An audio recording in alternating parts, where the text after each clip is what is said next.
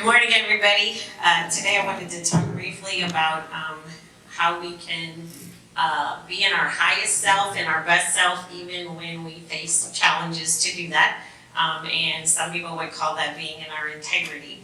Last weekend I went on a trip with some girls from high school, and we've all been friends for a long time, more than 40 years. And it was a 5-hour drive, and I knew that 3 of the 4 people I was going with have very different political views than I do. And so I wasn't sure how the car ride was gonna go, and I brought my book, and I brought coloring books, and I was gonna stay in my higher self. And I did really well the whole ride there, and we were there for 2 days, and one of our friends bought a place on a lake, so there was a boat, and we tried to ski, and we paddleboarded, and so it was lovely. We had great food, lovely most of the time. And then on the Sunday morning when we were gonna leave, suddenly they were all around the table discussing current events. And I had a choice to make about whether I wanted to jump into that conversation or not. And the lake was kind of calling me. The sun was shining, there was no humidity, it was a beautiful day. And I said, I'm gonna go outside. And so I just said, hey guys, remember we're leaving in a few hours. We only have this much time left to enjoy the lake. And I just went outside.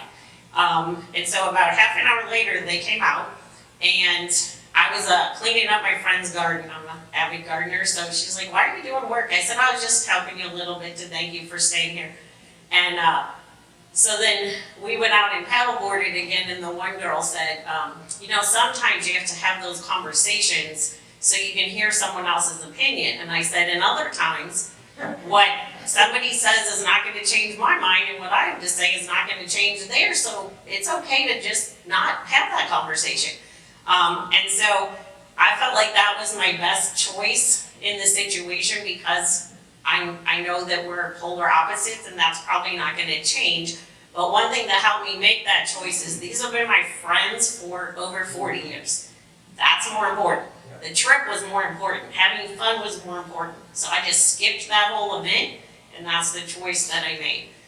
So the definition of integrity is doing the right thing when no one's looking, or you're not going to get caught.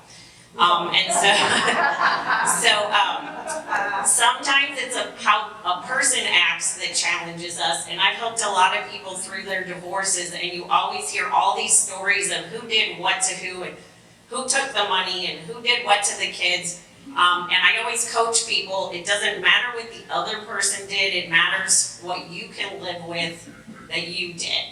Like years from now, can you say you did the best thing for your kids in that situation? And eventually your kids will figure it out, which it took my kids till their 30s. Now that they're parents, I think they figured it out. Sometimes it's a person that triggers us. Sometimes it's a situation or a place. When I was in college, I broke my jaw playing soccer, and I broke a lot of things playing soccer, but I broke my jaw, and that caused a number of years worth of physical therapy, and I've had 2 surgeries. And so when I go to the dentist, it is never going to be a pleasant experience. I'm in pain for like a day afterwards. They know when I'm coming. We know this is what you need. And so when I go to the dentist, I'm always going to hate it. But I have to look at the bigger picture of I still want to keep my teeth, and I still want my teeth to be clean, so I can do this. Think about the things that trigger you, the people or the situations or the places that make it harder for you to be your best self, harder for you to be your higher self. And then there's a few tricks about how to deal with that. So there's a quote about being in your integrity and your higher self by Zig Ziglar. With integrity, you have nothing to fear, since you have nothing to hide. With integrity, you will do the right thing, so you'll have no guilt. With fear and guilt removed, you're free to be and do your best. So if you think about how can I be my best self in any situation, one of the tricks I already told you is to focus on the bigger picture outcome, like me wanting to have a good trip with my friends versus being right in a political argument. Another trick is to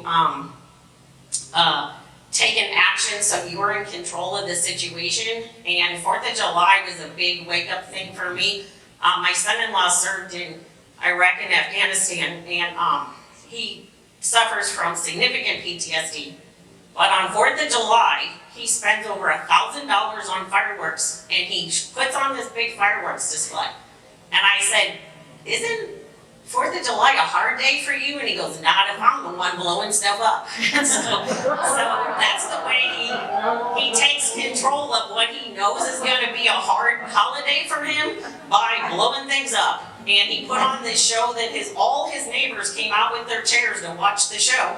He lives in an unincorporated area, so it was legal. But that's what he needs to do to set, he feels like he has an action to take control of the situation instead of reacting to the fireworks that are going off. And then the rest of the time he wears real heavy ear pad things so that he doesn't hear the other ones. And then the third thing, Reverend Phyllis used to teach us about putting on your armor of light so that you have a shield, that your light and love still shines outward, but when other people throw stuff at you, it doesn't stick. Today, this afternoon, my whole big fat Italian family's coming over for a barbecue. One of those people is always my trigger. I will be focusing on the bigger picture. I will be taking action like not being in the same room, and I will put on my armor of light so that that person's stuff doesn't stick to me. I hope these tricks help everybody when you think about how you can be your best self in any situation. So I'll end with a quote by Will Rogers. Live in such a way that you would not be ashamed to sell your parrot to the town gossip. I'll let you think about that one.